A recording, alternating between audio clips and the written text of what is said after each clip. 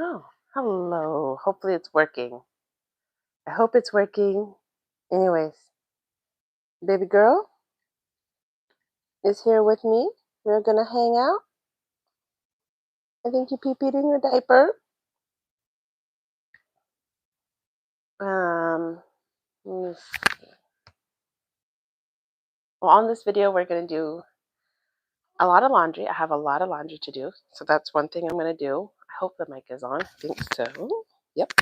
Okay. We have a lot of laundry to do, and I wanted to start filming more videos. So I have EC video that I wanted to do, a birth one, um, and we'll talk about co-sleeping while we're here. I'm just finished eating, so there's a plate over there, and she just woke up. I have this carrier on, and I have this one also. Honestly, I don't really know how to use this one. It's driving me crazy, but I am so hopeful that this will work because this one is so convenient and tiny, and I'm still trying to figure this one out.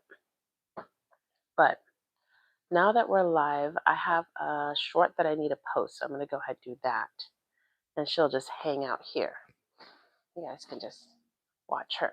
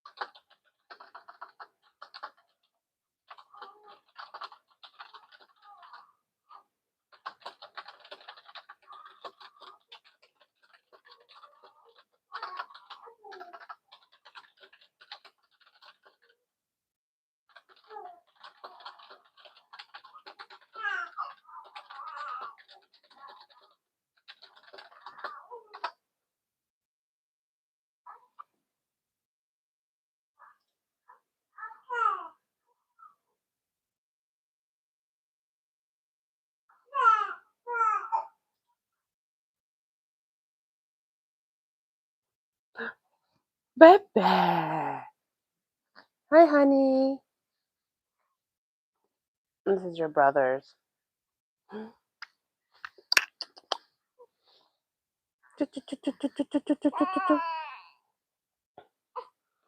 Let's get you in a new diaper. Why not, huh?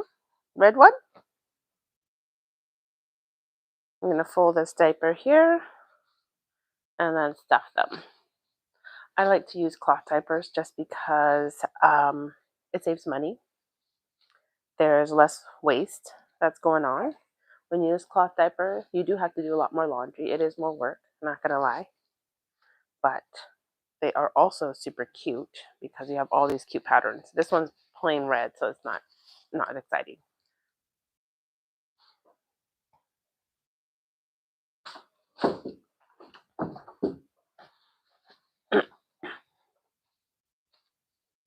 But she peed. Do you want to do potties? No. Now mommy pick you up?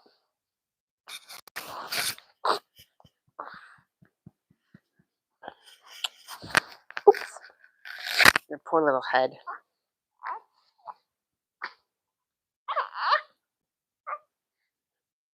She hasn't done a poop.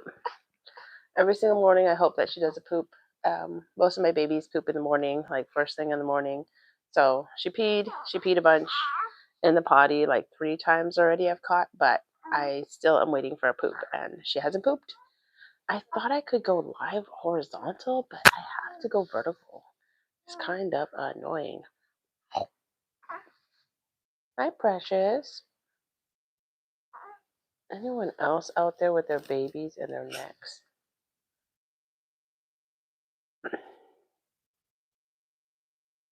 So I try to do laundry like every single day. And I think my mom was like, that's crazy. That's like every single day. I'm like, yeah. And how do you have that much laundry? I'm like, I don't know how you did it. But um oh, oh, I'm sorry, honey. Let me grab a little towel. So I don't use like birth cloths. Every single little baby that I have a new one, I grab a bunch of these. I buy like a new set of these nice, cute little soft towels here. I'll show you this soft towel here. I grab like a bunch of these soft towels here for every single new baby I have, and then I just use them for like everything. Oh, okay, okay, okay. I think I'm gonna offer Potty, change her diaper, and then maybe she'll be happier. I did just feed her, so hopefully she's okay with that. And you just did burpee burp. A bunch of milk, huh? Oh, you have a wet diaper? We could put you at the changing table, but that's okay. We'll just use the bed.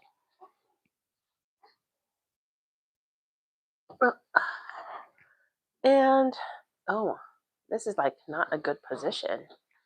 Wow. There. I have this little insert, this potty insert, and I'm using that. Just put it between my legs and hold the baby over and hold her over the potty. Go pee pee. Go poo poo.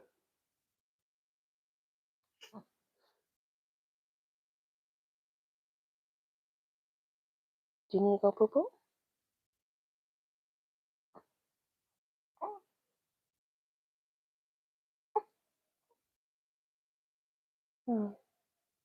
No?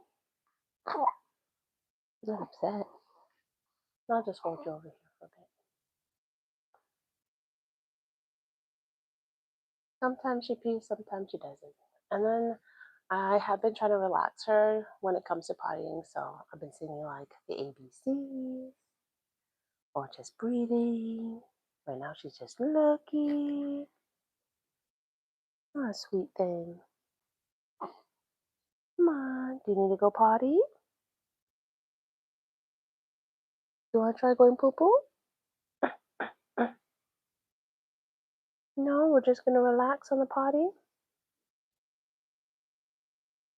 And I also have to cut her nails, but I'm like so scared to cut her nails. I've already cut her finger.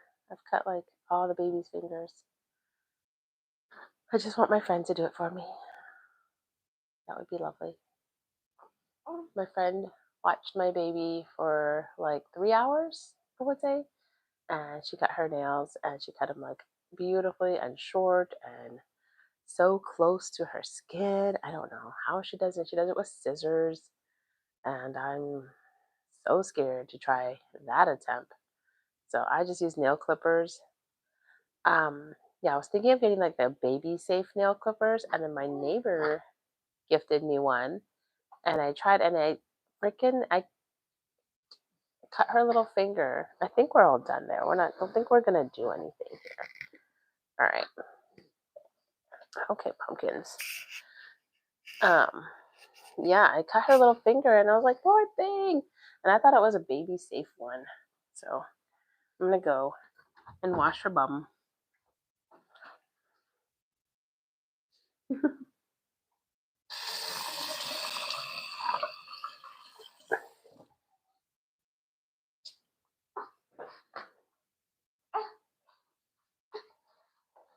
Oh, you can't be showing your privates on the video, my dear. Forgot. All right. I have a diaper here for you. Hi. You're just gonna be awake. You want to help me with laundry? We do laundry. Once we knock out a lot of laundry, then let's try pushing out some video content. What do you think, huh? Sounds good. Yeah. Wait. Okay. She's all happy. I'm gonna keep having to move the camera around, or I can just do a wider shot. I guess. I guess that's possible. All right. Mama's gonna go wash her hands.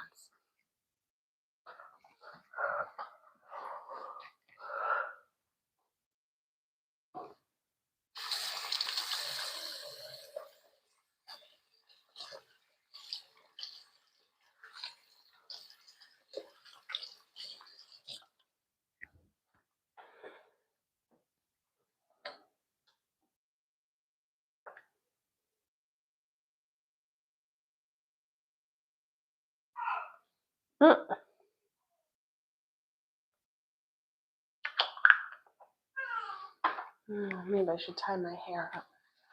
I usually have my hair just tied up, like whatever. Don't care.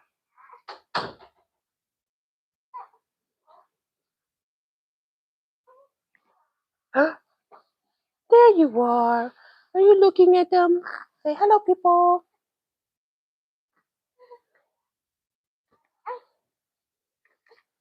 I feed my baby on demand. This is our setup, and these are our cloth diapers. So we have these inserts, and I have to do laundry. To do cloth diapers, I have to do laundry every 2 days at the bare minimum. I do try to do laundry just every day, and for me, that just really makes it work. And laundry every day. Oh my God, this is like a dirty diaper. Laundry every single day. It's like one day will be towels, which I have a towel basket already. And then another day is going to be diapers plus something else. So I always do a rinse cycle, like a quick wash cycle on these diapers. And then I add on another piece of like laundry. And I'm doing our laundry because my basket is like super full. Yeah, so that was like 2 days before the other day. And then today, the kids want to do their laundry. So that's going to be either today or tomorrow. Oh, I don't have socks on you, kiddo. I found socks. I'm sorry. Here we go. Socks. Socks. And then when you do cloth diaper, because there's like all this laundry, we try to do EC to make it less. So we have less laundry to deal with. So I have this basket over here, but I don't want to keep moving the camera around. It's just going to make you guys dizzy, I think. So here's my small little towels. Here's more diaper inserts. Hi, baby. I put it on you. More diaper inserts. I don't know how everyone does their laundry. Yeah, comment below if you have like a better system on how to do laundry, because I don't. And let's just get this done and over with. I am not gonna do any of those while camera's on. This is kids' laundry. Oh, this one's not so wrinkly. Do you like this? Can you see it? So baby is 8 weeks old right now, so she is tracking beautifully. Her neck is really unstable, like it wobbles around. I don't know if you saw that earlier. I was like picking her up and her neck kind of flopped over. Yeah, if you're a new parent, don't worry if their heads just like kind of flop over. Your baby's fine. Baby shaking syndrome is only if you like really shake up, you know. Oh, I'm sorry, honey. I'm sorry. You want to go back down? Okay. Do you want to go on your boppy? Hi. What's up, Bubba?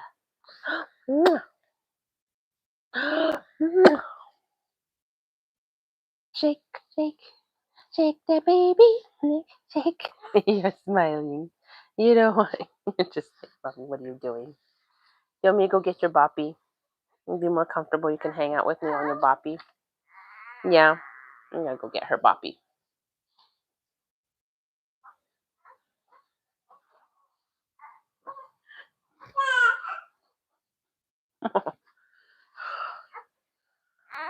Okay. Here's your boppy. Oh, honey. Oh, honey, you're so sad already. You don't like that. Okay. I think I might need to feed her again. So there's 5 different types of cries. I learned about this like with my first baby.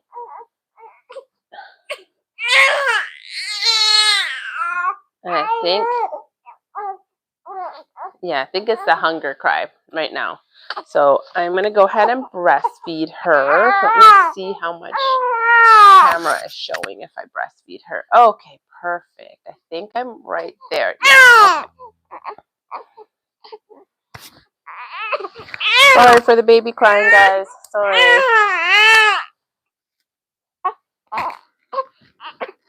Okay.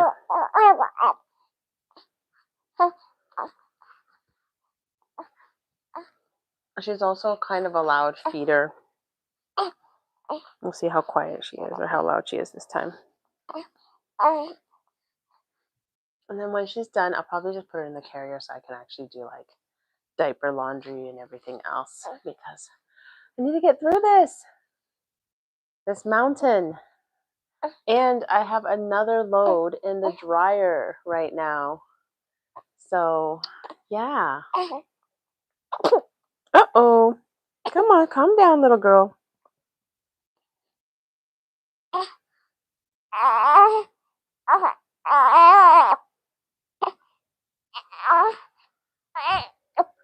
going to put this my way.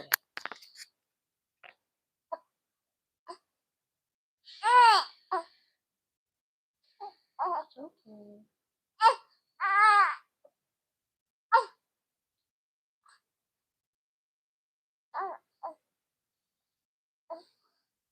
So our parenting style, I guess, my husband and I, is we do exclusive breastfeeding if possible. I did work for a little bit. I did work a little bit with my first child, and then we also I pumped, and then he did the bottle, so that happened. And then my younger one, we did bottles right away just so that he would get used to it. This one, we have given her the bottles a few times. I already have a stash of milk built up. That was done pretty quickly. I was very fortunate to just have my milk come in like super early and just like in an abundance. And I think it had to do a lot with like rest. Uh-oh. Oh, she is just so sad. I'm sorry. But you know, it's kind of like what it is. I was worried to go live because of this, just because to see if it would really work out with her and how she's acting. So far, she's acting like a baby. This is like normal, right? Yes, it's okay. It's okay. Oh,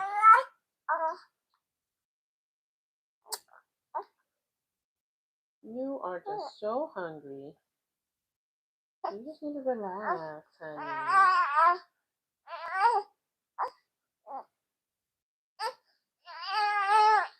Even with exclusive breastfeeding, I suggest people to do bottles just a little bit so the baby can get used to it. So with our first child, we did exclusive breastfeeding, and I had some trauma to myself and a lot of stress, so I didn't produce milk right away. And then when it came for me going back to work, um, and she was like, I forgot how old she was when I went back to work. I think she was 3 or 4 months. I think she was 4 months. I don't remember. I think she was like 3 months. Let's just call it that. And I went back to work, and I was working full time and 5 days a week. And so my husband would have to like bottle feed her and stuff, and then eventually we had to do daycare. Anyways, before going back to work, we tried to get her on the bottle, and she would just like flat out refuse. And she would always just wait until I got back from work to get the bottle, to get the breast instead. Okay, I'm gonna stick this here. Uh oh.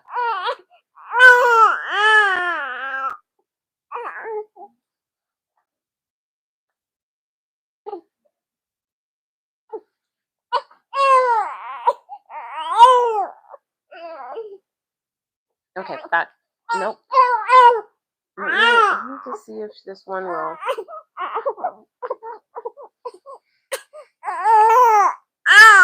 Oh, honey. I know. Okay, let's see if you can burpee. It's okay. It's okay. You need a burp? Oh, you're resting your head? Oh, no. Okay. Tell Mama, what's wrong? What's wrong? Oh, there you go. I don't know if you guys heard that. That was a big burp. Oh, another little burp. Oh, is that better?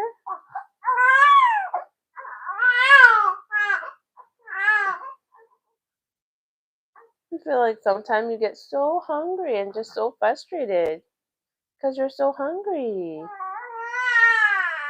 Yeah.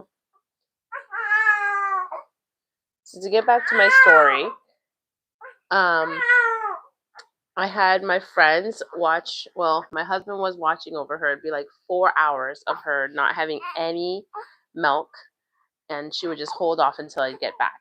Okay, that was with my husband.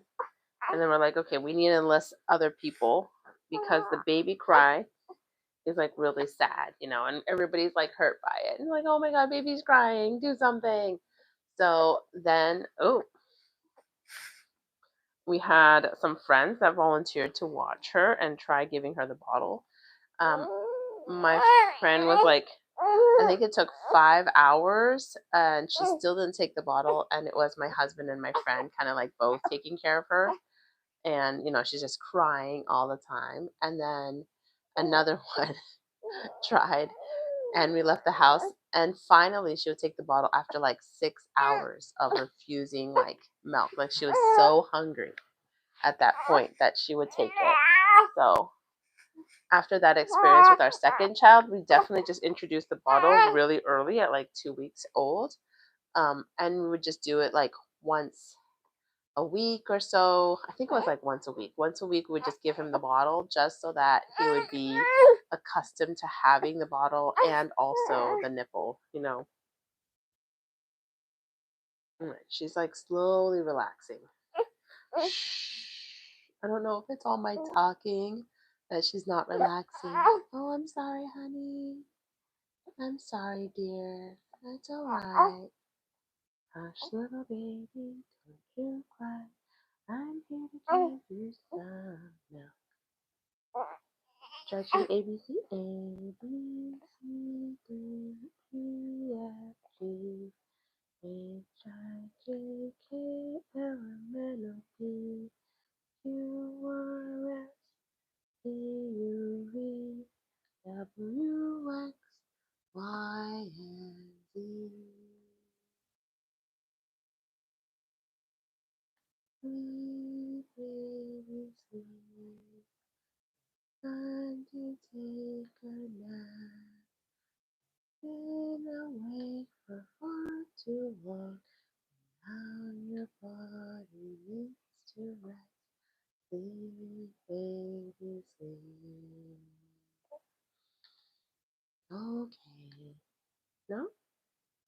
She's relaxed. I think she really needs a big burp. So I am notorious for starting a subject and then not finishing it all the way through, or like starting a conversation and not finishing it all the way through.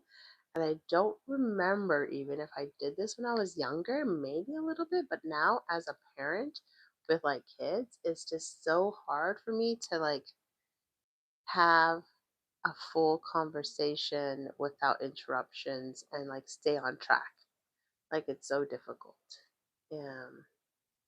So I'm gonna try to do better during this like live session.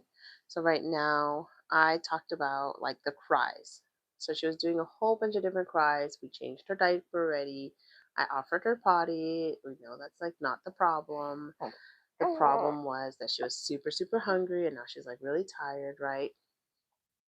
So when I had my first baby, I was like searching the internet on babies' cries because I was like, well, somebody must have done research on the types of cries that babies have.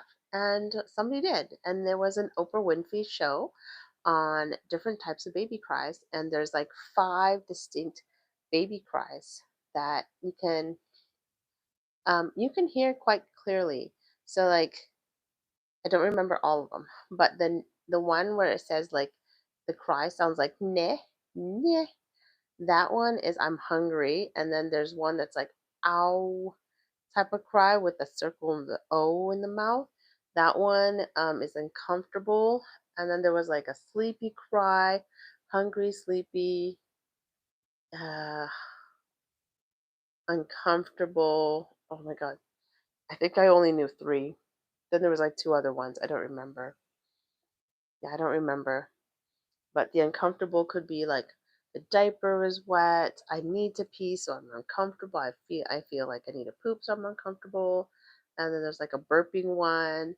So it truly did really help. It's not important, honestly, if you don't know the cries. Because like after a while you like figure it out as like a parent, you take care of your baby like 24/7. You realize like the different, things that your baby is doing and their ways of like trying to communicate with us. So these special cries that these newborns are doing, it only lasts through the newborn stage. And then they have a developmental leap at 3 months. And apparently at that time when they hit like infant stage, they don't do the same cries anymore. So that's why, you don't have to really learn about them. It's okay. Not necessary. Definitely. But it's quite interesting. Quite interesting. I wrote a little note card. I remember when I had my first baby, I wrote a little note card of all the different kinds. And like we would like listen to her and try to figure it out. Like, come on, she's talking to us, in her own language. She definitely is. So looks like I'm just gonna breastfeed again. I already did. Yeah, I already gave her some milk, but I think she's gonna tap out after this. It's really difficult to like put her down on the bed to sleep. I was able to earlier, and that's how I was able to like move all this stuff and get the towels and the laundry here. But I think I'm just gonna carry her. That way I don't have to worry about it. Mm. Okay, come on.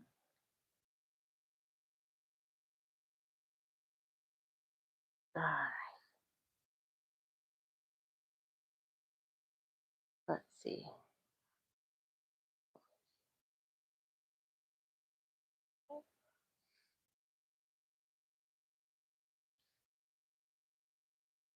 Oh,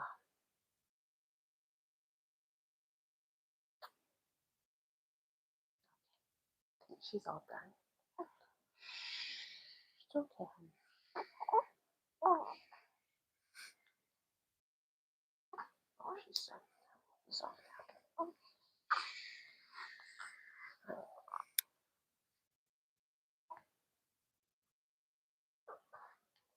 Okay, come on. It's okay. Oh, she's going to. Let's see if we can get another burp out of her.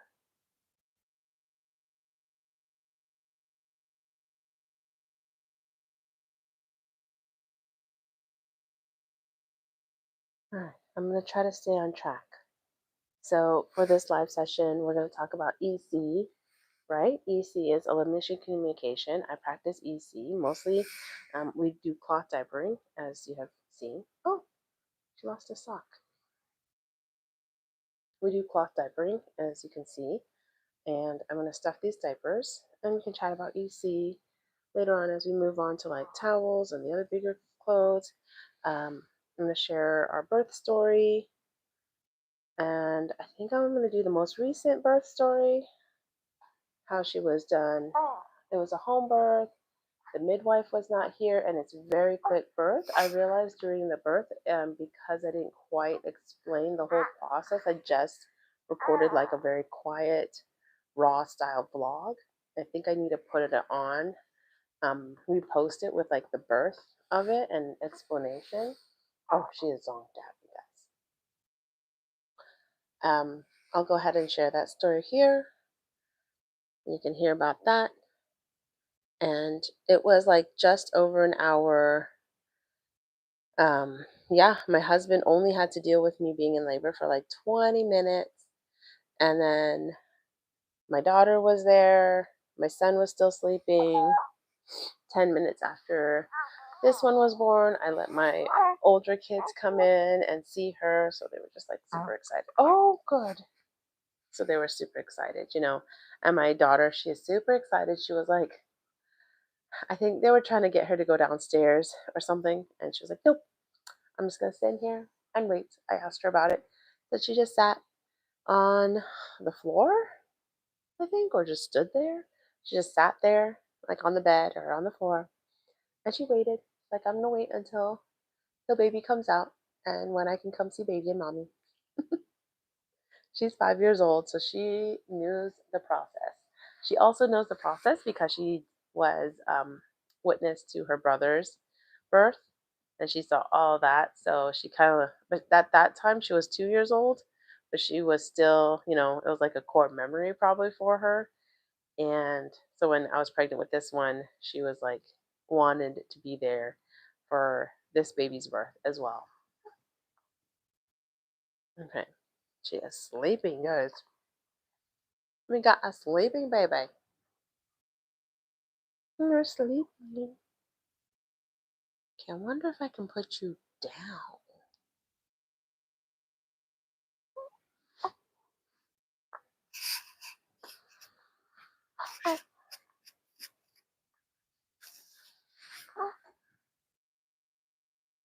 Oh, oh my gosh.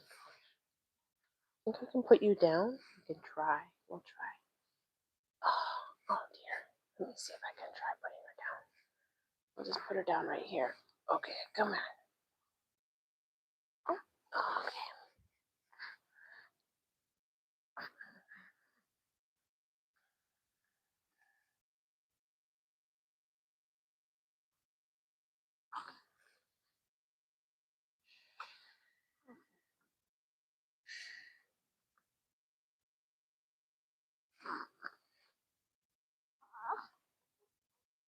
Okay. I figured this is going to be too hard. Maybe I have the mic right here.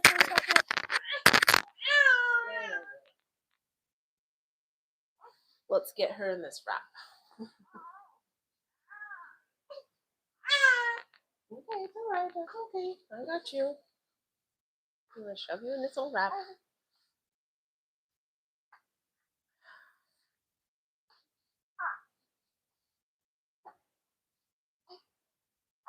You're sleepy. Take a nap. Take a nap.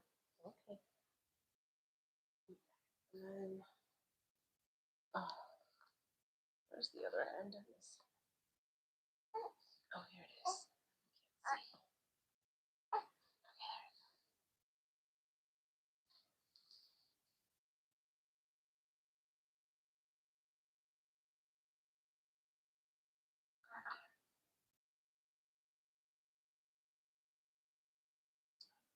Oh, can you hold this? My baby really likes to turn to the left.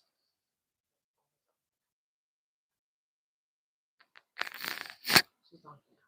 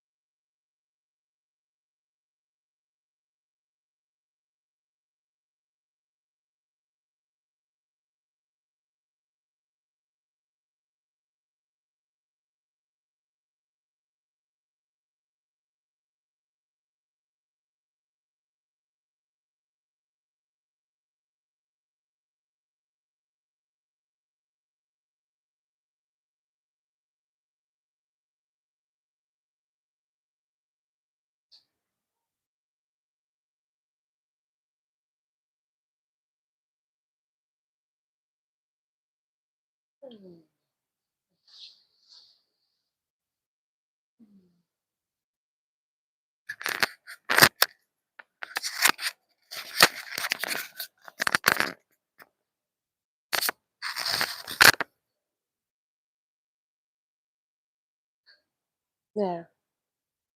Is that good? Yeah. All right.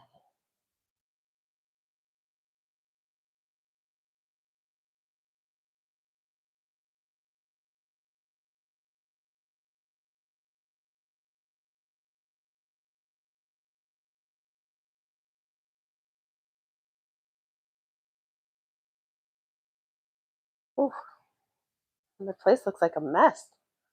Oh, let me charge this.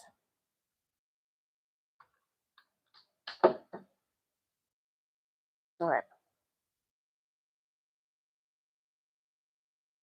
Let's talk about EC. EC, also known as elimination communication, is not potty training. So I was introduced by it, like I discovered it with my first baby before she was born. I was like one of those parents that, I was pregnant and I'm like, oh my gosh, I'm going to read the Montessori book and some other book. And then I heard about like EC and I was like, oh, that sounds great. My baby will be potty trained earlier. I won't use as many diapers. I also looked into cloth diapering because I wanted a cloth diaper. So this is like before baby was even born. Before baby was born, I did hypnobirthing. I did the hypnobirthing course like way ahead. I think I started it in my first or second trimester.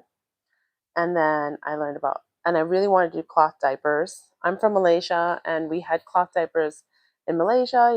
It's not as much money, except in Malaysia, you had the piece of like a huge piece of cloth, and I don't remember how to do it anymore, but I would have to do it for my brother.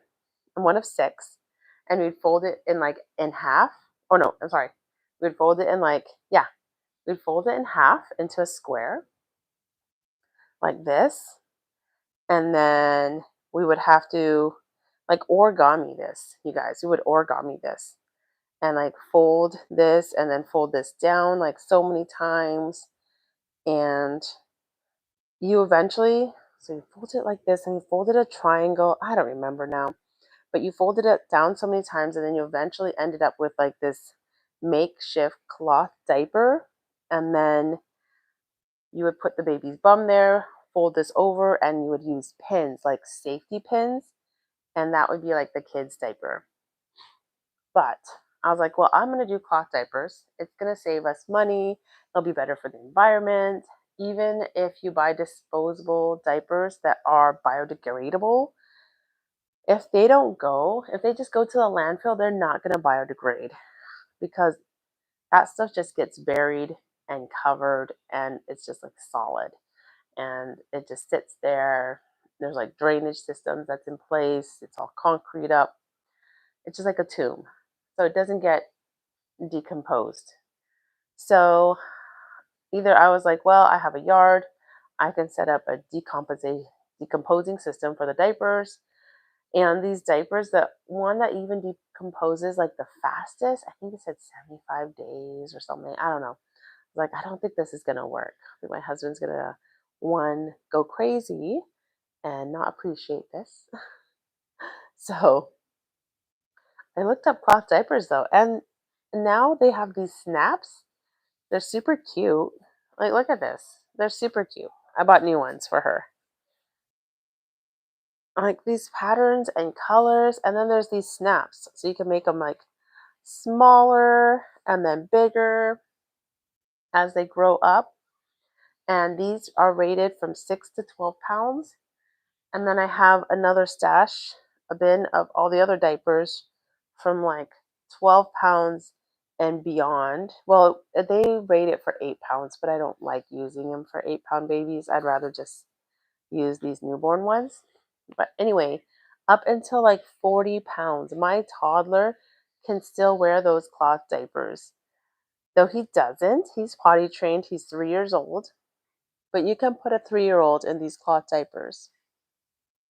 And It still works. I do have my kids, my toddler, the younger middle child, in a cloth diaper at night whenever we do travel, just to prevent like accidents in the bed and just pee all over the mattress and everything, Uncool. Try to avoid that when we travel. It feels just out of kindness, I'd say. So let's go through diapers. Oh, I'm so thirsty. I also usually don't talk this much, like to myself at home. I'm just kind of quiet, do my thing. I talk to her, talk to my kids once in a while, when they're around. The older kids are at school right now, if you're wondering where they are. That's why I only have her with me. Okay. Let me just go through this. All right. Scooch that over there. So I got her baby girl laundry. Oh, some socks. Let me see if I can match these. Oh, nothing. I can't match them. Only a few matching socks. Also, do not like socks. I don't know what happens to them.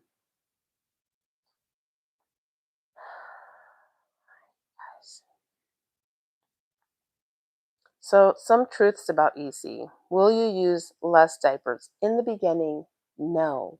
You actually have to change their diapers quite frequently because you don't want them to get used to the feeling of wetness. That's the idea.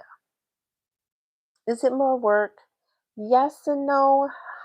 Um, you can make it more work if you want to, like if you do a full-time EC and you're really trying to catch like every single pee that they have, and if that's your goal, it's gonna drive you nuts. Uh, After like number two and then this third one, I'm trying to do more like a relaxed approach on it.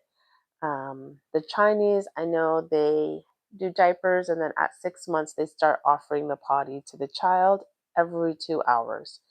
And honestly, every 2 hours you should probably diaper change or check your baby's diaper.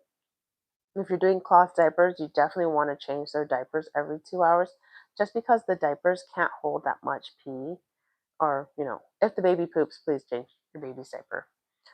And so if you're cloth diapering every single 2 hours, every 2 hours you're changing diapers, then you might as well just like offer potty at those diaper changes and then put the diaper back on. So that's why it's not as much work if you do it that way. Oh, I never turned on my overhead lights. Let me do that right now. Those are the kids' socks. There. Is that better? Is that better? Probably, right? It's like more light on me. Ah.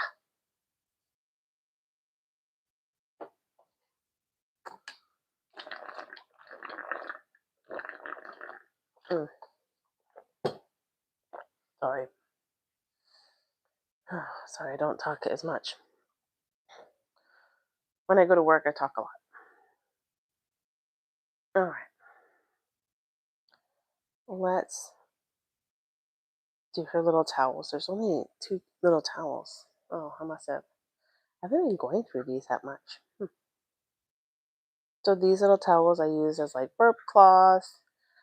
Since we do EC, we potty our baby at the sink usually, or a little potty, and then we'll wash her bum in the sink and then dab dab dry. So there's one at the sink. That's what it's used for. Don't use it for anything else. And then she has spit up. Then I do these towels.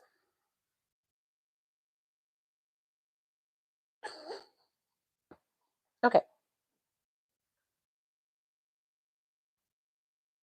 Da da da.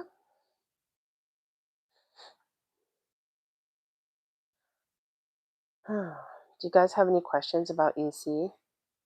Oh, will your baby be potty trained earlier? Yes, usually they are. You can start like actual potty training at 18 months. And if it's like a good, I don't know, some babies are take longer than others. My daughter, around 2 years old, before like she hit two, she was like pretty solid. We started potty training her at that age, but she was like pretty gosh darn solid on using the potty and not having as many accidents. Like we could totally go out without a diaper at all, and it would be fine. We would bring a change of clothes, um, just in case, and that those times did happen. And then my son, it took him like closer to like 2.5 years old before he was truly potty trained. I think the other thing with my son, I think he would have gone quicker, is there was a lot of big changes in his life, like with childcare, with me going to work, multiple different babysitters that we had. The caregivers changed. So some babysitters, our nanny, she would offer a potty every single time she just changed his diaper. So she just did it on the every 2 hour mark. And then my I lost my train of thought. Oh gosh. Huh, wait, every 2 hours. Oh, and then we had a babysitter. We had a babysitter that came in and she didn't like offer potty at all. So there's that. So that kind of like screws it up. And then me going to work, and um I work at the hospital and my shifts are just really long. So I'm like gone all day. So that also impacts, consistency. Because the key, once you start potty training, the key to potty training, just any age that you start at, is consistency. I find like if you're gonna start potty training, you have to offer potty, do the potty at home. But then when you go to friend's house, you can't just be like, hey, pee in your diaper right now because we're not home. No, that's not gonna work. You're gonna, you know, confuse the child, regress. So you gotta offer then. And the one sucky thing about doing EC and having a child that's like potty trained early is the fact that you also have to be aware of their bladder. Like when we go out, if we're going out and it's been like 2, 3 hours and you want to leave the store, you'd be like, oh no, we don't need to use a potty. I don't need to pee. They're fine. And you can ask your child, like, hey, do you need to pee? And they're like, no, we don't need to pee. Yeah, and then you get in the car, and then of course they're like, oh my God, can't hold it anymore. You just also always have to offer. Or if you're going like going to IKEA. IKEA is so large, right? And you get so distracted. But I have like a mental timer in my head or mental clock in my head. Like, okay, I have to offer my baby potty after their lunch after X amount of time, regardless if they want to go or if I think they need to. So that kind of sucks. Like you have to be aware of it and you kind of have to find solutions and find toilets when you go out. But in the end, is it worth it? We totally love early potty training. Totally. And then nighttime, my son, my both my kids nighttime potty trained pretty quickly, or not quickly, but early on as well, I would say. And I didn't really like train them, so I do daytime, and then at night I was putting a diaper on. But at 18 months, my daughter, she would take her diaper off, whether it be a cloth diaper or disposable diaper.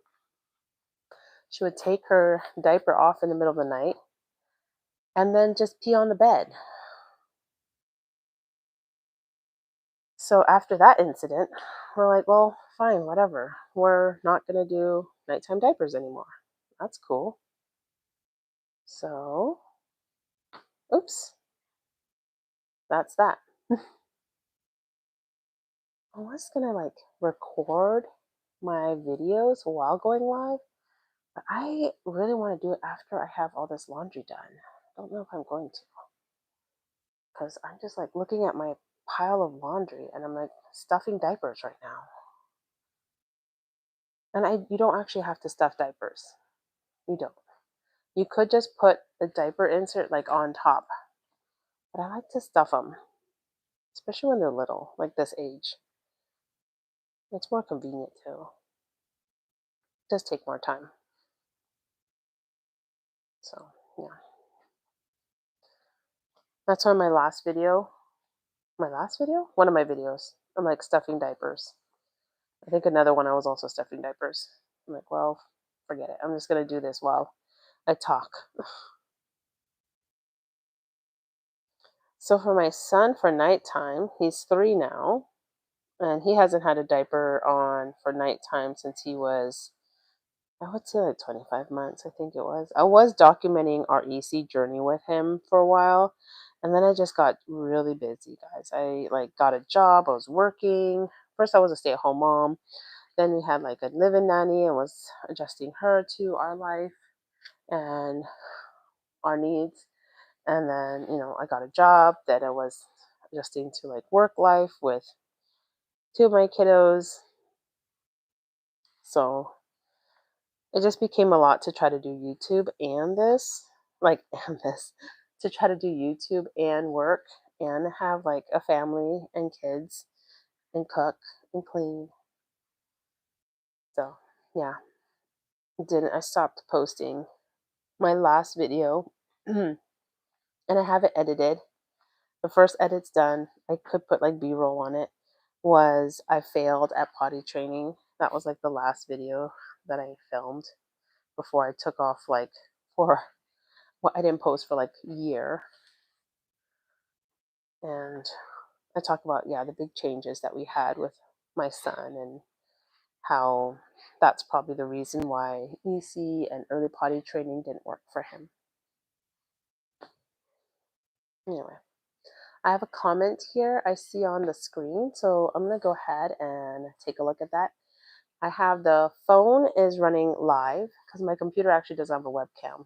And then I have my computer screen on in the back of my phone, and that's where I can see if there's like comments and stuff, and I can see the view of what you guys are seeing. Okay, let me go check on that.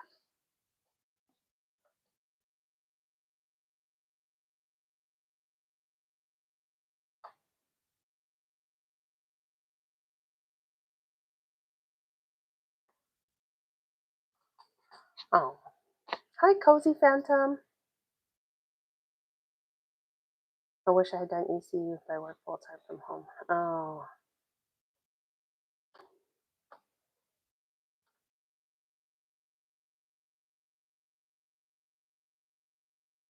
okay. Cozy Phantom just commented. I can't read the comments while I'm here. It's just me, guys. It's just me in here. It's just me and my baby. I got nobody else here. My husband is working, and I don't bother him.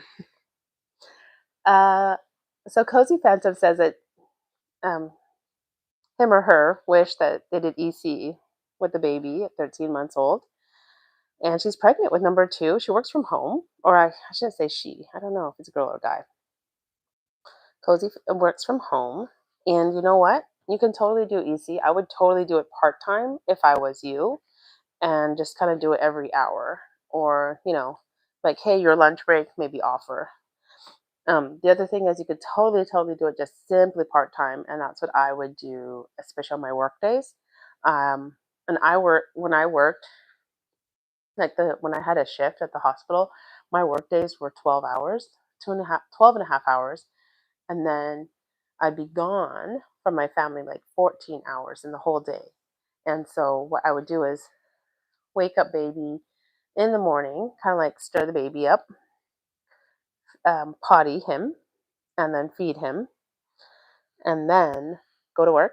Then after work, I would do pee pee before bedtime. So I would do pee pee upon waking and pee pee before bedtime. And that is just it. And that was simply to still have that introduction, like still have it there, that opportunity to go potty. And then if the nanny was comfortable, I did tell her, like, you know, if you want, after he has his meals, um, sit him on the potty. Especially at 13 months, they're sitting on their own. They're not like this head flopping baby here, this newborn. So totally doable at 13 months. And you being pregnant, I would also want to introduce the pottying just a little bit, because it would be nice to at least get like poops in the potty and just kind of make it a little bit easier when you have the 2 kids Hopefully you're getting help with the two kids. I found the transition from the transition from 0 to 1 kid is really hard just because your whole life has to shift, right? You have to consider this like other little human being that is taking up so much of your resources, just time, money, effort, sleep. And then the transition from 1 to 2 is also that one's also pretty hard because with 1 you can just pawn off that baby if you have a partner like your husband or a partner or somebody helping you raise that child. You can give it to that person, and then you give that one baby to somebody, and then you have no baby with you. With 2 babies, it's like somebody's always got to have a baby. 2 kids. With 3 is harder. I don't think it's as hard as the transition from 1 to 2, honestly. Because the 1 to 2, that child that was only the only child also has a lot of big changes. And then the transition from 2 to 3, it's hard. But I think it's a little bit easier because the 2 kids are kind of more, they're self sufficient a little bit more, but they entertain each other and they play with each other. So there's that. So I think that's why parents, like people with multiple kids, when they go beyond 2, they have 3 and then 4 and then more. It's because the older kids start just helping out and taking care, of the other kids. So that relief from the parents is there. Gosh, I feel like her head is getting into my chest. Ugh, this is also not like the best position. Usually I do this on the changing table, which honestly I should. I should just move the camera and go to the changing table. Let me do that. Because this bending down right now, just ergonomically not helping me. I gotta do those too. Then I gotta move the camera again. So look at all these cute little cloth diapers I got. Can you see them? No, you can't see them. I'll bring them over here.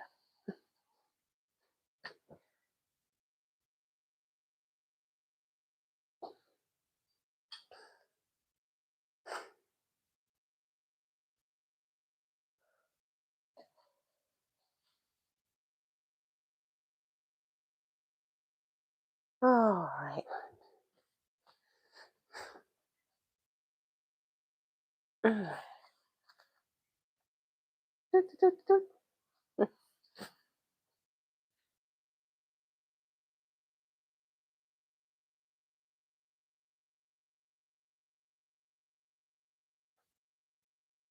Okay.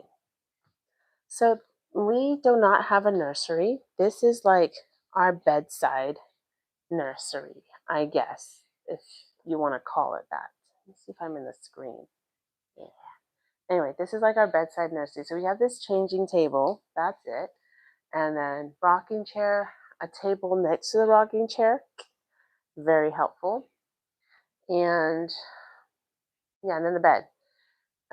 That's it, really. There's no crib. I have videos on no crib. I got 2 videos from my like other baby and then also this baby how I'm not using a crib and we do co-sleeping. And I know I can get lots of negative comments about co-sleeping, but whatever. Comment about your co-sleeping on my channel. You can go yell at me virtually. Yell at me virtually. One way to do it. Up. Okay. Let's put these in here. You guys want to hear my birth story? So my second baby, I was born in the car, right? If you haven't watched that video, it's there. Not the most exciting video because a lot of it is me doing hypnobirthing, which is like just kind of like chilling out, and that's a lot of it. And now after posting it and realizing, I'm like, oh, I should have broken up the breathing, hypnobirthing part. But why was baby born in the car, right? So we only lived 2 miles away from the birth center. Baby number one was born at the hospital. Baby number two, I was like, I'm not going to do the hospital. I'm going to do birth center or home birth. My husband was like, no, no home births. Fine, whatever, we'll do a home birth. So then I was like, birth center. This birth center that I found was 2 miles away, you guys. 2 miles away. So you'd think I would like make it, right? I'm going to move this over here. So you would think I would make it to the birth center because it's only 2 miles away, but we didn't. We made it to the parking lot of the birth center, and I gave birth to my baby in the front seat of the car. Don't worry, there were towels because I instinctively knew this might happen. So I told my husband to put towels on the car seat. So let's see, labor started around 9, after 9, like 10 o'clock. And we decided it was a lovely day in October. It's an October lovely day, no rain. Let's go to the park. So I went to the park with my toddler, number one, and the dog, the whole fam. Thank goodness we drove. Oh, because I was also really pregnant. Yeah, that's why we drove. Because the park is like 15-minute walk, but we weren't going to walk, just in case. So at the park, I'm like, hey, you know what? I'm not feeling that well. So I was taking some videos of my family, and then I was like, I'm going to take the dog and just like walk the dog around the park and not feel that great. I feel like I'm, having cramps. And that is what labor feels like, right? It's like having cramps. So I'm walking around. I'm like, cool, not feeling that great. And then my hubs and I were like, hey, you know what? Let's go over to the grocery store. We went over to Fred Meyer. Let's go over to the grocery store and pick up some groceries before we head back. We'll pick up some lunch stuff. It's like, yeah, sounds like a good idea. I'm not feeling so good, but I'm feeling fine. It'll just blow over. So we'll go to the grocery store, and it's Saturday. And at the grocery store, I'm walking around the cart. I'm walking around the store with the cart. And every like 15 minutes, I'd stop the cart and be like, not feeling that good. Could this be labor? I'm not sure. And so then I kept moseying on around the grocery store, and we head back home. Then once you get home, it's like 1 o'clock, I think. Oh no, or like 12 o'clock, close to 1. My neighbor, we were renting, and we lived like on the top, and then we had a neighbor at the bottom. So she saw us. She was like, "Oh my gosh, hi Nisa," and then she started talking to me, and I had difficulties responding to her, and she was just looking at me like, "Are you a neighbor?" I'm like, "No, I don't think so. I don't feel well. I'm gonna go inside." I told my husband I don't feel well. Wasn't gonna make lunch. I'm gonna sit on the toilet. So I sat on the toilet, and on the toilet for like 20 minutes. My husband's like, "Oh my God, I have lunch. Yeah, out of the toilet." I'm like, "No, I don't feel good. I don't feel good. I think I'm in labor." He's like, "Nah, whatever." So he's making lunch. He's making sandwiches for us. I think he was making like cheese sandwiches. And he made food for our daughter.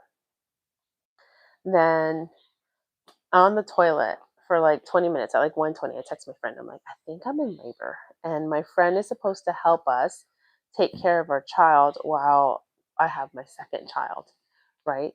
And she was at the pumpkin patch. She's like, "Oh my gosh, okay. Well, I'm gonna get over there." Text my midwife, and so my friend and my midwife. Yeah, and then they like the birth team. There's like 3 people. So I text them all. And so it's like 1:30 now, and I'm telling my husband, I think I'm in labor. I'm gonna go sit on the ball, the birth ball, that big gigantic yoga ball, if you don't know what that is. And I sat on that, and my daughter was like watching Coco Melon, because at this point I can't deal with her anymore. And my husband, he was like, "Okay, I'm gonna take a quick shower in between contractions." And at this point I am like actually in labor. And during the contractions, he does the hip squeezes. So he's doing the hip squeezes.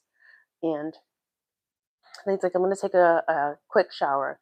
Okay, I'll only be a 3-minute shower. So I'm going to go. So he like runs off. He does this like super quick 3-minute shower, comes back. And I think by that time the contractions like 5-minute parts. And then our daughter needed to poop. So we put her on the potty because remember, she's potty trained. She's potty trained early. Number one, number two are 25 months apart, but she was potty trained before like 2 years old. Just under 2 years old, she was already potty trained. So she needs to go poop. So she's watching Coco Melon because we can't deal with her. And she's sitting on a little tiny floor potty watching Coco Melon and taking a poop. And then the dog. And we have to put the dog inside the office or something because our dog is crazy and might destroy something while we're gone. And we don't know how long we're going to be gone, right? So my husband's like cleaning his office just to make sure, that it's cool and getting the dog in there. And then after the dog was done, baby girl's butt needed to be pooped. And then all throughout this time, I'm having contractions every you know, 10 minutes and then 5 minutes. And then he has to come over and he's doing hip squeezes on me at every single contraction. So that was really sweet of him. That was nice. And then I like moved myself over to a floor bed next to the door. And then my husband was also putting stuff in the car. He's like, all right, got to get the birth bag in the car, right? So the dog's in the office. Now the birth bag, squeeze hip. Then baby girl, clean booty, squeeze hip. Now get baby girl into the car. Toddler's all wrapped up. Come back. And by the time he come back, I was like, hey, yes, just grab a beach towel and put it on the car seat for the front. Thank goodness he like telepathically understood that. Because I feel like guys don't understand sometimes. Like they don't think things through. So puts that there, sweet. And then contraction is like, okay, we got to go. Let's go. So then he helps me walk over to the car, sits in the front seat. And all in all, I don't remember how long that took now, but it took so long for us. By the time, so we got in the car, and it's literally a 2 mile drive. What's that? Five? No, less than 5 kilometers for those. The 2 mile drive, less than 5 kilometers, and we're going, and the contractions change from active labor to transitional stage was happening in the car. I could just like feel it. And then we hit a red light. And when we hit the red light, there's a freaking bus. It was green. And as it was turning red slowly, this bus goes from like one lane and just horizontal, shift all the way to the other side and was just blocking the entire view. So you couldn't go and you just had to wait until the next light. And you're like, out of all times.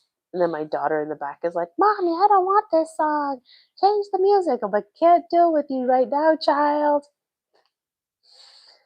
So anyway, we drive up a little hill and we get into the entrance of the parking lot of the birth center. Small little thing, small little place. And I could already feel like, oh, baby's crowning, water was like already going, baby's crowning, baby's coming right now. He drives in, and again, there's like two cars, and there's no other cars because it's a Saturday. It's an office complex. We're not going to a hospital. It's an office complex. And he parks his car, our car, and my side right next to my friend's car. Like, why would you do that? And everyone's there. My friend's there. Oh, my doula. My doula's there, and my midwife is there. And they're all waiting. And they're waiting for us. And so he parks the car. He gets out of the car. He's like, okay, we have to walk. I said, I can't walk right now. Then my doula comes over to me and she takes a peek and she's like, oh no, baby's crowning. We need to go. She like runs in, grabs the midwife. They run out. My friend had to move her car, so she like threw my daughter in her car and moved her car back. All within like 2 minutes. And baby's head came out and then baby's body came out. And that's just two contractions, like barely any pushing. I really try not to push because I do hypnobirthing and you want to breathe the baby out. So that's like the whole thing on hypnobirthing. If you haven't heard of hypnobirthing, definitely check it out. I have some videos about it. And I'm planning to do a video on how to do the breathing exercises. I really want to do that, so I'm going to try to knock that out today, unless this is like too much talking already for me. But yeah, and that's why we didn't make it to the birth center. So after the baby came on to me, and the umbilical cord was long enough that was out that I just carried my baby into the bathtub. They said the tub is warm. Do you want to go in the tub? I was like, heck yeah. I like paid all this money to use the birth center. Sure. So I sit in the tub, and that's where the video is in the birth video, where I'm like sitting in the tub, and I sat in the tub for about over an hour after the baby was born. So, a big tip for if you have, like, this is your second baby and you have an older child, if your older child's going to be witnessing your birth, then definitely give them a job. So my daughter had a job. She was supposed to have the coconut water for me and have the straw, and then give me water and food along the way as needed. So that's why in there she's like holding the red cup, like, okay, mommy, I got your water. It's my job. So she did really good. And then with the third one being born, she did the same thing. She was like, all right, got my job in my head. And then what's another? I forgot the other tip I was going to tell you. Yeah, but definitely do hypnobirthing. I believe it really, really was the only way I was able to have natural birth was through hypnobirthing and doing those breathing exercises. And you can practice it any time of the day. I know if you know, read the books and do the courses, the hypnobirthing instructions are going to tell you, go to a quiet place, blah, blah, blah. I practiced the breathing exercise when I was driving to work, like on my commute to work and back home. That's when I would practice it. Another, another time I would practice it is when I'm doing laundry, like right now, and I'll practice the breathing exercises. Speaking of laundry, there's still a lot of laundry. The dryer finished, and I have this packed up. Oh, let me just fold up her clothes, and then I'm just going to do a quick video here on the Bedside nursery, because I was going to do a video on like what we have here. Just a quick one so people know.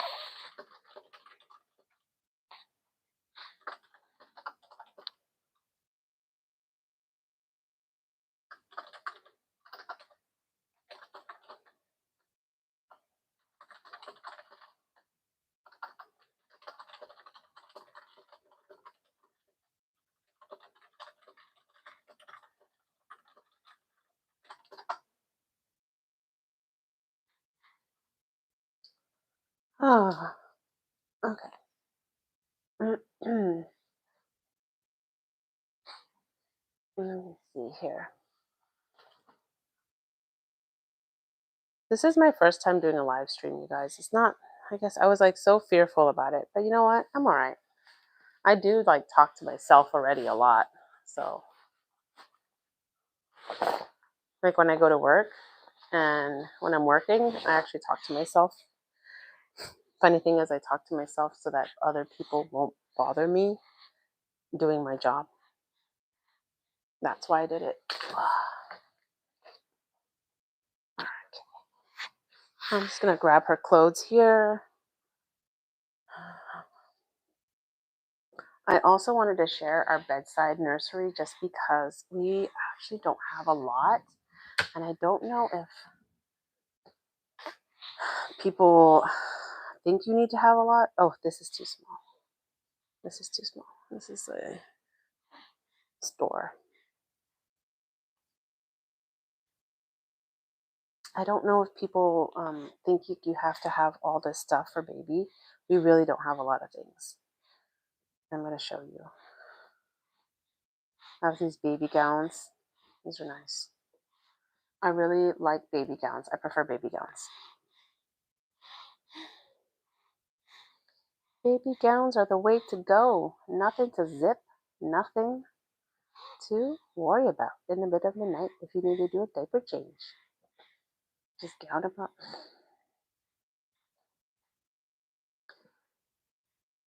Aren't they so cute? The midwife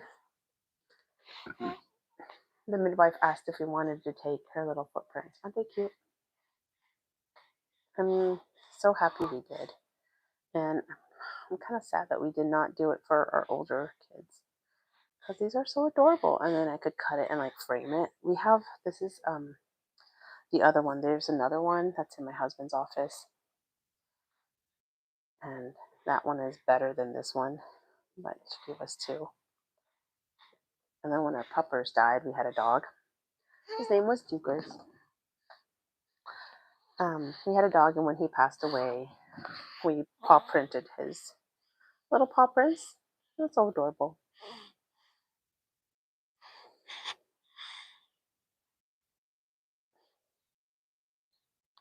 Okay. I have short sleeves and long sleeves. Mostly we need the long sleeves, but I like to do the short sleeves inside the house. We keep our house relatively warm. Like it's warm enough. Should be okay. Okay, let's scooch this back. Oh, sorry. Okay, there we go. This is it.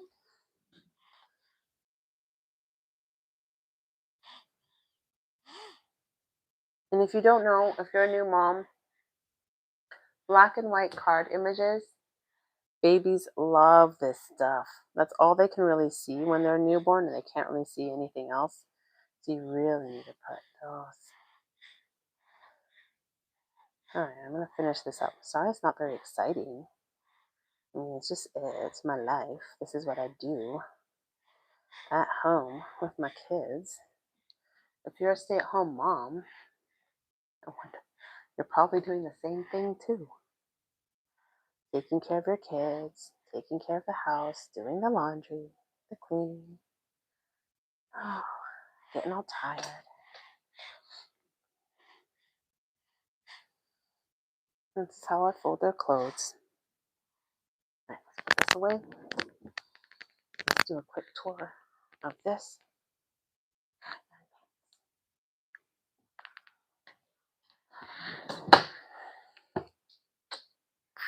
I'm going to grab my GoPro because that's actually where I've been trying to do my filming now on my GoPro, which is the camera. That's right here.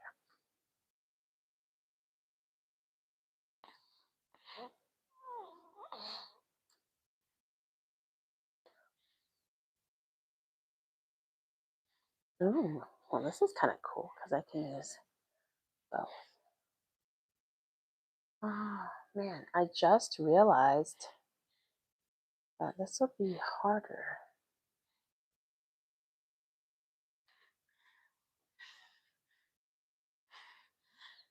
How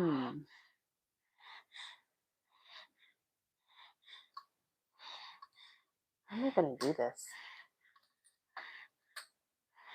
So, bedside nursery tour. Should have taken the GoPro off.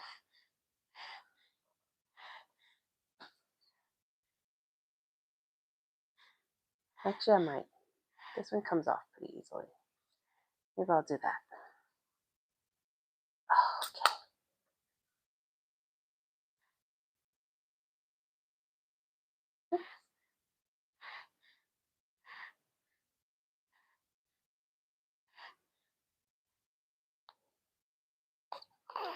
All right. So, Here we go. This is the bedside nursery setup. The entire time for this I'm going to do is a voiceover, so I don't really care about the sound.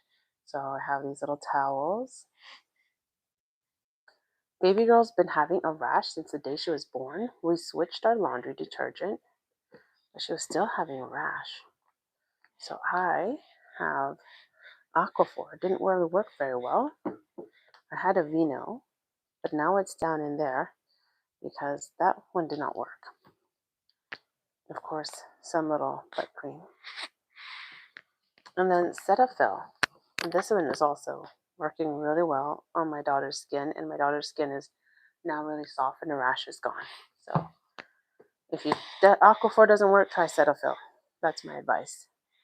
Baby blankets, because I have winter babies, so it gets cold. And black and white cots, very important.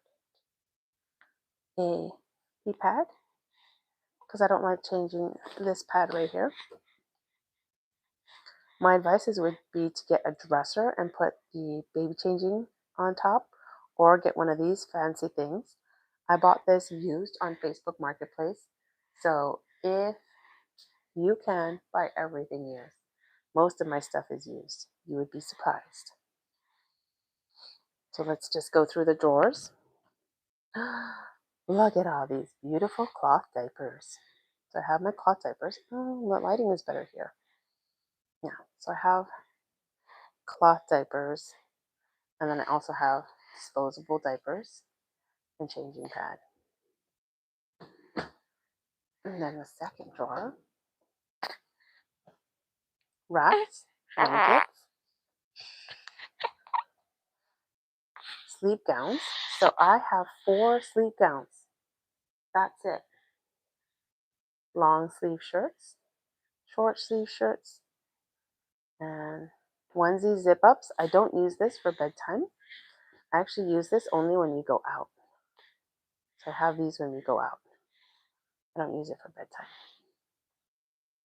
And I have hats and socks. That's all the clothes that she has that I go through. And then this is the stash. So when she's older sizes, larger sizes, this doesn't fit her head right now. That's like a 6-month one. That is it, guys. All the clothes are in here. Downstairs, because it is a winter. Oops, me. Well, I'm not going to shut this off for a second. Hold on. Oh, I need help getting up. Oh man, I'm tired. All right. Then let's move on to this side. I'm going to turn the light over there too. All right, I'll turn you guys over here too. So that's all I got. And then this. If you've watched any of my videos, you can see this is like the popular little spot that I'm doing my filming now. So bedside table, definite must. You need a bedside table because then you can eat and drink and put things there. I had this right next to my bed after I gave birth.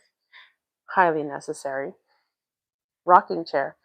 And you wouldn't know, this rocking chair was free. Oh, this doesn't look cute. Oh well. I'll just leave it here, I guess. I usually take it off. But this rocking chair was free. Somebody was just like getting rid of it and was only 10 minutes away. So bedside table. And then we co-sleep. So baby girl sleeps right in the middle. And then my husband will sleep with the older kids or with us. My whole room. Do not need to film my whole room. Baby girl sleeps right in the middle. I think that's it for this camera.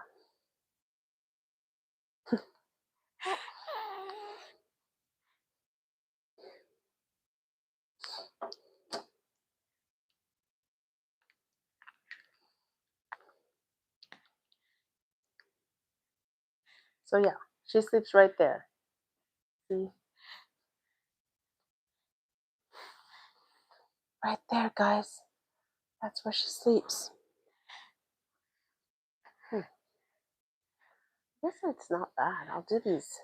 I might just do these lives. It's kind of fun, especially that I'm just like at home alone. Not really. My husband's home, but I try not to bother him or talk to him while he's home. Okay.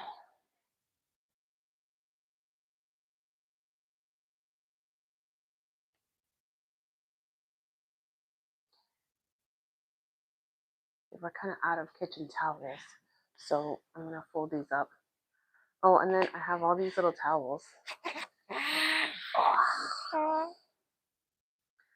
have all these little towels. So my kids, I buy little tiny towels for them when they're a little baby, and then after multiple washes, they get really hard and just kind of like meh, not as soft anymore.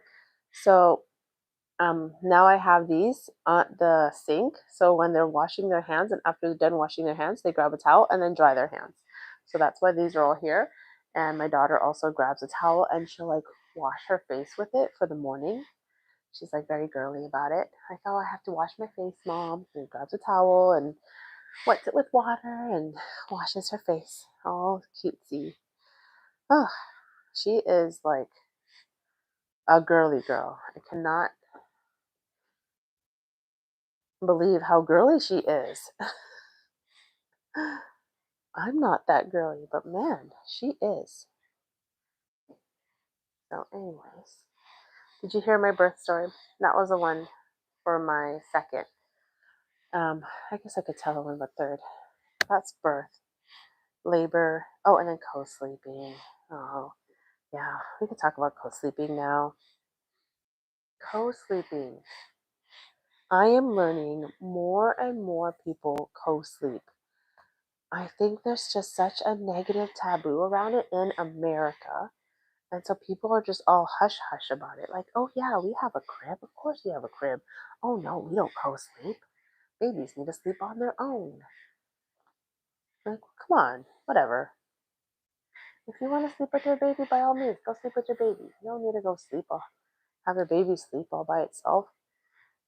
And the other thing I try to keep in mind, there's like so many of those TikTok videos and their shorts about how, you know, babies grow so fast and your kids grow so fast and you're gonna miss it, all that stuff. And I keep reminding my husband and I remind myself, like, we only have a good like 8 more years with our daughter. And then that's it.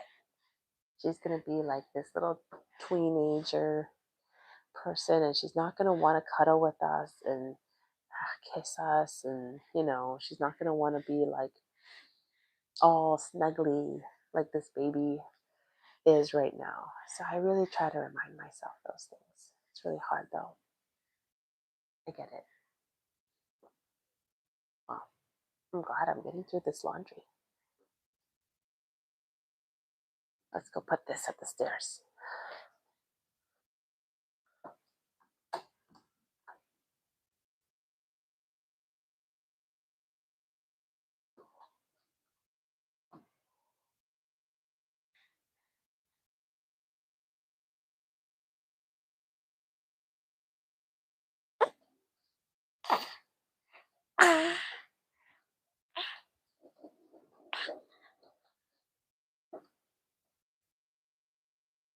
Woohoo! We're getting through it, guys. We're getting through this laundry. What are you guys doing on the other side? I'm gonna scooch over to this end. Oh, there you go. There's more laundry. Don't worry. You think this is the end? No, I got another basket coming. Come on.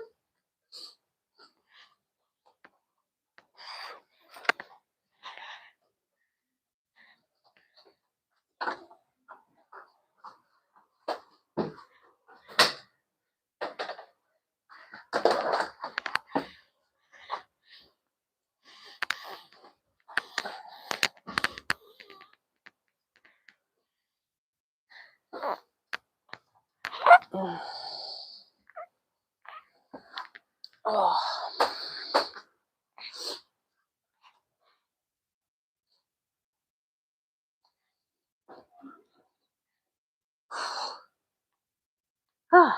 I'm back with another basket, of laundry. Ah.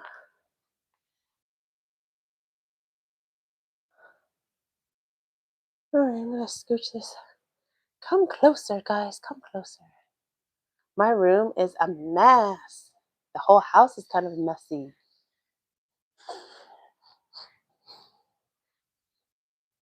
Towels. Oh, another kitchen towel.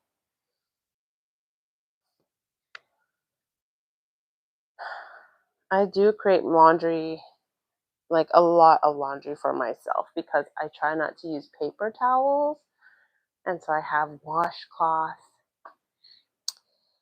and that's used as kind of like paper towels.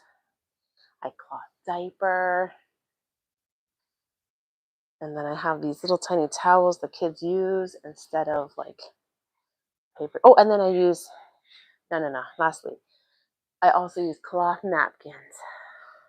So, yes, I create more work for myself and then working.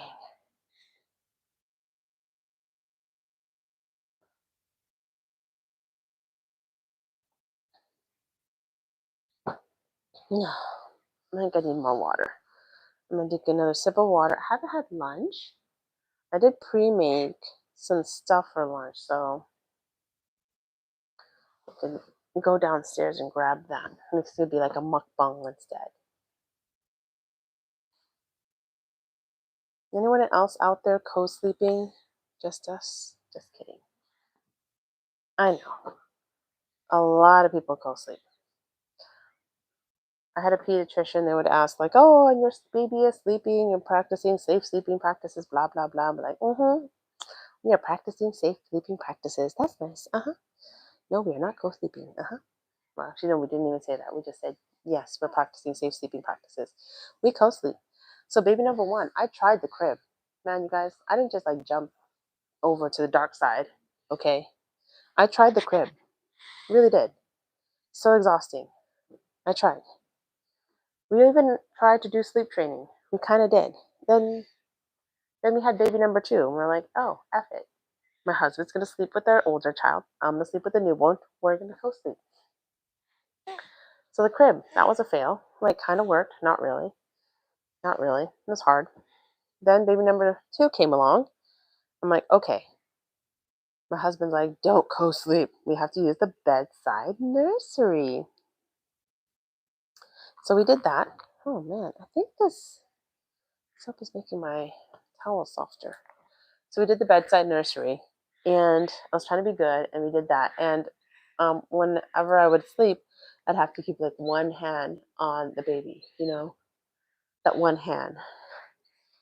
Um, Exhausting also. And then the other thing that happened is my baby was so cold, like all the time, because we had winter babies. The house was not very well insulated.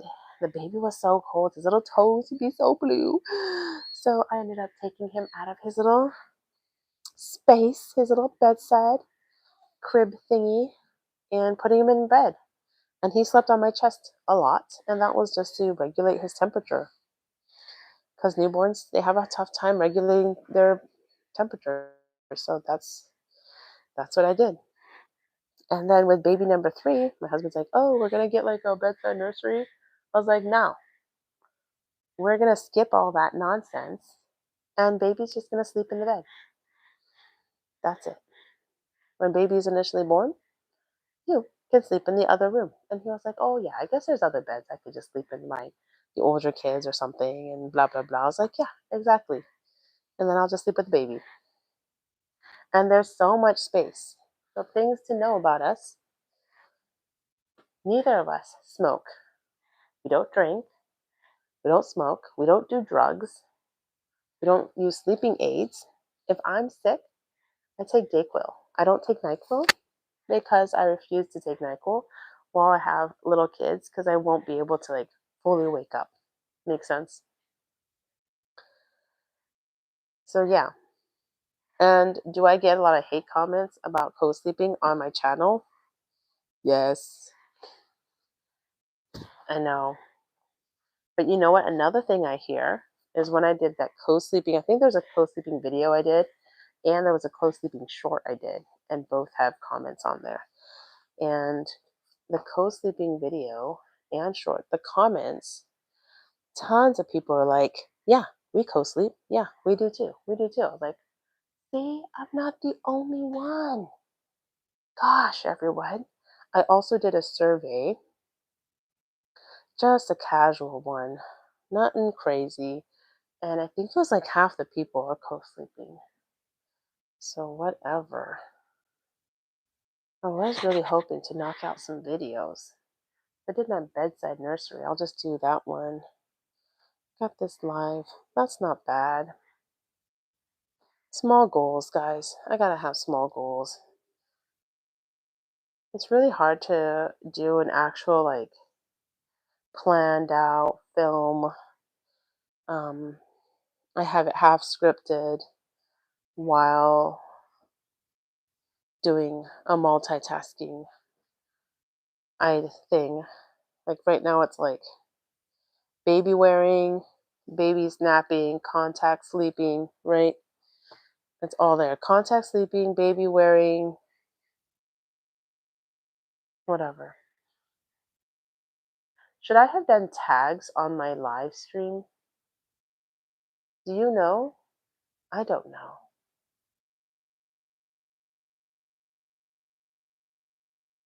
I got matching Christmas pajamas to just be super cute. So these ones are here. My daughter's pattern is a little bit different. I hope she's not super disappointed. I can't believe we are getting through all this laundry and I'm getting a live feed logged into my YouTube channel. YouTube is hard, you guys. I don't know if I would suggest it to anyone to try it. I just don't want to quit at this point. I've had this channel up and running for a good over 3 years. It's not monetized. It's not. There's no money coming to me. Even though I hit the 1,000 subscriber requirement. There is the hours requirement. And I've spent so many hours on YouTube creating videos and all that stuff. But now I'm getting busier, tired, and I don't want to quit YouTube because I just don't want to start something and quit one more thing, you know? But with that being said, I don't check SEOs. I don't check tags anymore. I'm just like barely just plug in, do a video, post it, hope for the best. Not the way you should do it. But I don't got time for that anymore. So these are all done. I'm going to hang this. I'm going to take this with me. I'm going to try to bring this over to the closet. Oh, darn it. There's more. I'll be right back.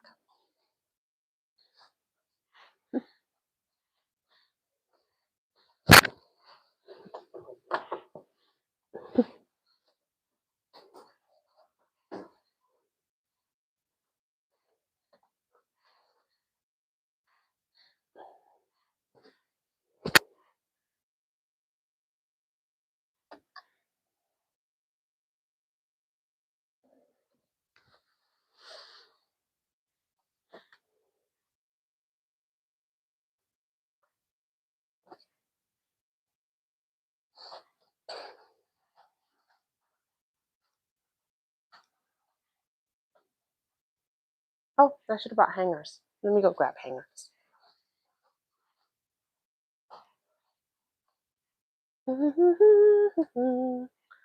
Hangers, hangers. Focus. You need hangers. But if you want to do YouTube, by all means do it. Like if you want to give it a shot, give it a shot. I'm not going to tell people not to. But I'm going to be realistic about how much time and effort it takes. It's a lot of time. And it is hard to get monetized.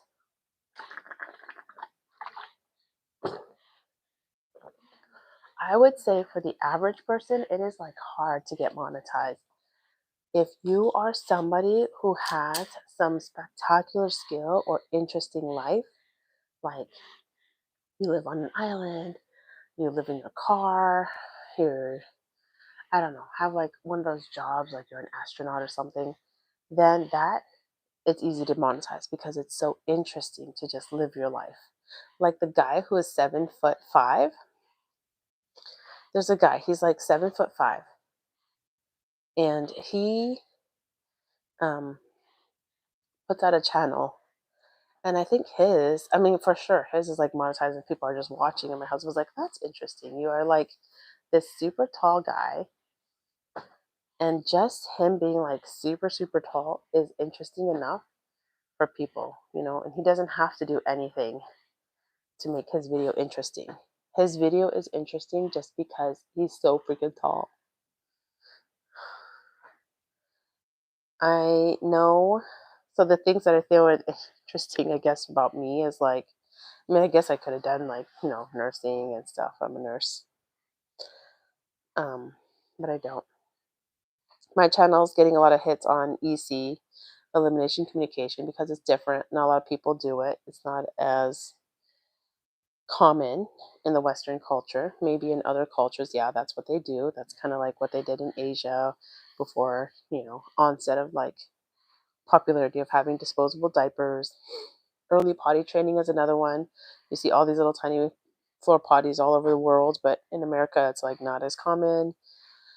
Um, Having your kid 4 years old in diapers is like normal here in America, which is crazy to my husband and I. But whatever, to each their own. I really do want to work more and do more content on birthing, but that's really, really hard to break into because I'm not trained. I don't work in labor and delivery. I don't really want to because I don't really want to be around that environment in the hospital. I like the birth center, like the home birth style better. I feel like birth when I was in nursery school was always something that wasn't medical, you know. There shouldn't not be a medical intervention when it comes to birth. In cases, yes, there's the rarity, but that shouldn't be a commonality. Now it's becoming more and more common that women just go ahead and opt for epidurals and C-sections.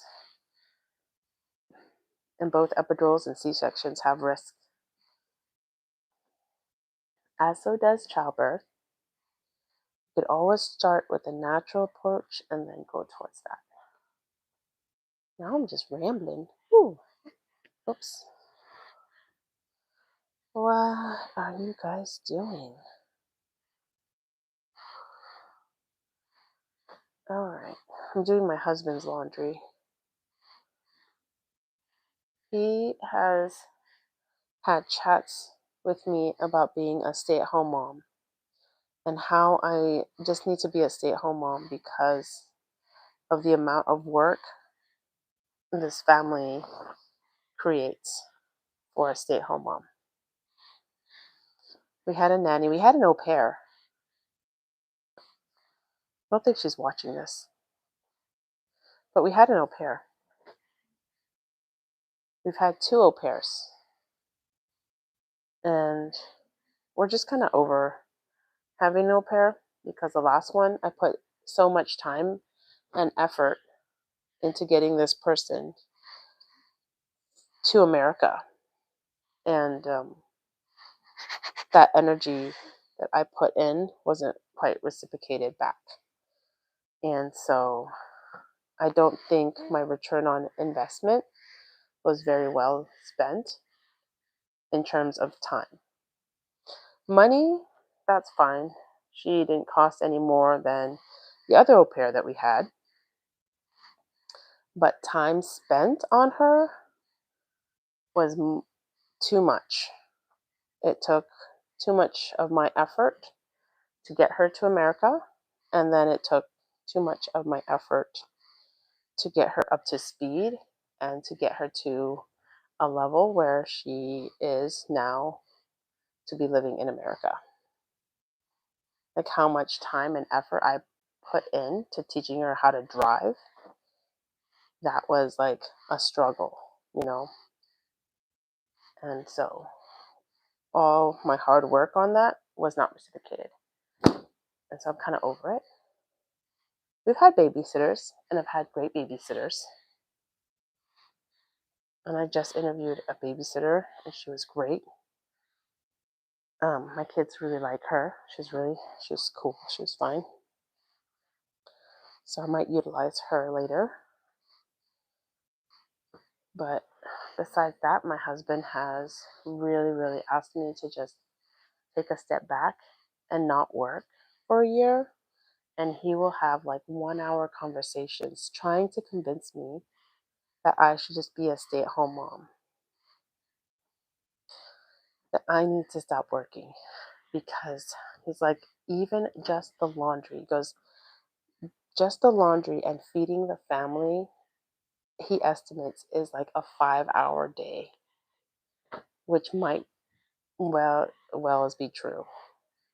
I never thought to go ahead and time how much time I've spent cooking and doing this for this family. I kind of want to now, to see how my day is broken up. Like caring for child, okay. Picking up kids, washing dishes, making food, cleaning, playing, spending time with children. Like how much is that? Do you ever wonder? Anyway, I think I'm going to end this.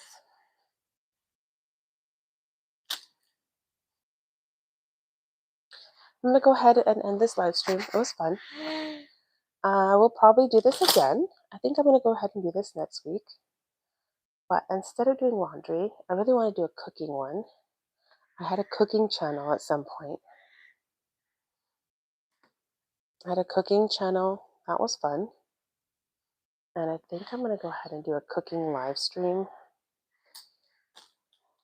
I thought I would do a lot more easy on this channel, on this live stream. Like my baby would nap, wake up, and then I would do pottying. But it's just not really happening, you know. It's kind of her thing. She gets to do whatever she wants anyway. She wants to sleep, she wants to sleep. But we are knocking this out.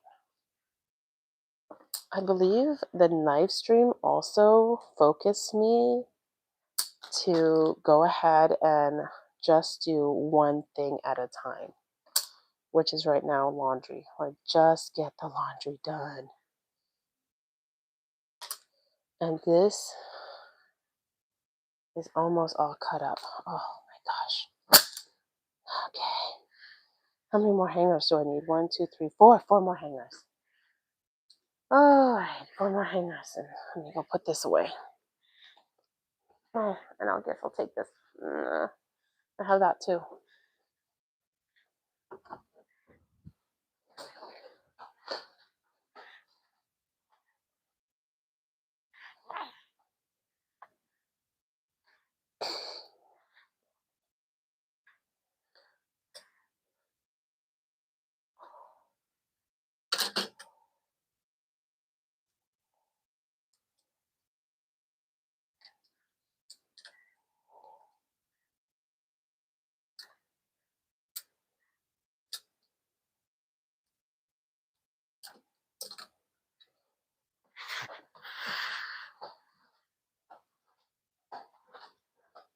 Oh, I forgot 3 more hangers. All right, I'll just do this in the closet. I can't believe we get through all that.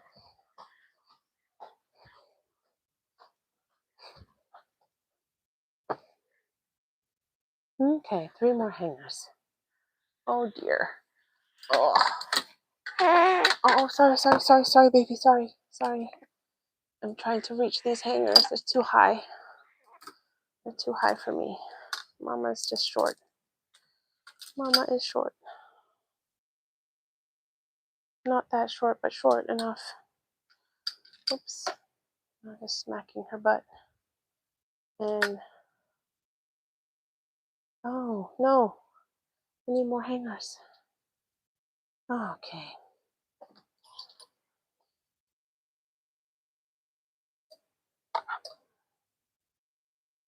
Okay, I'm not gonna grab them.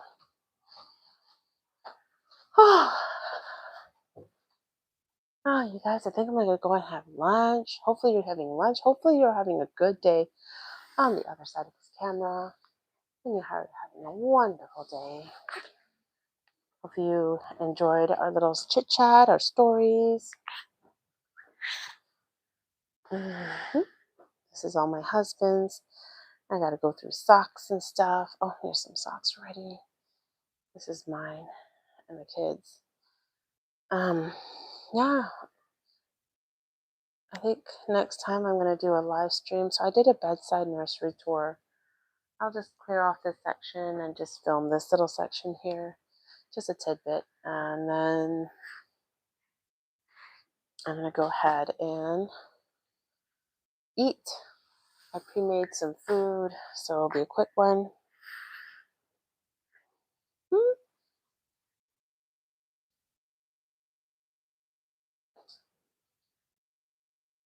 It's been a long time now. So I'll go ahead and just do a quick video of where my daughter sleeps. My daughter sleeps right here in the middle. I don't try to sugarcoat it or anything.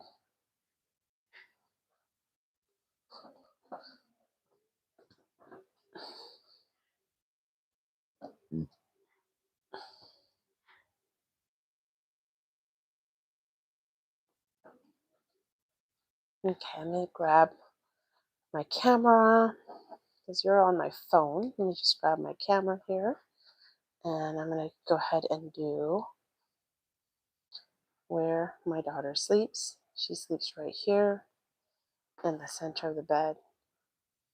Remove this pillow or prop it up, and she sleeps there. And I sleep there.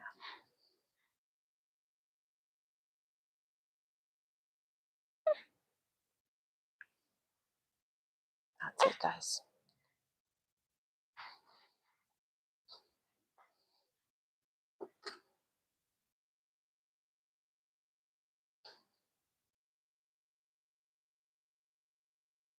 Have a good day.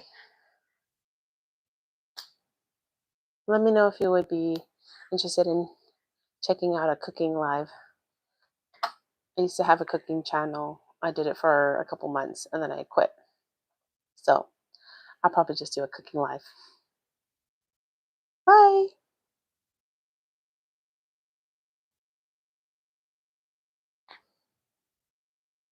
Oh, Cozy Phantom is here. Oh, I'll respond. Still co-sleeping my 13-month-old, but want to transition him. Oh, yeah. Hey, same, man. Do the floor bed.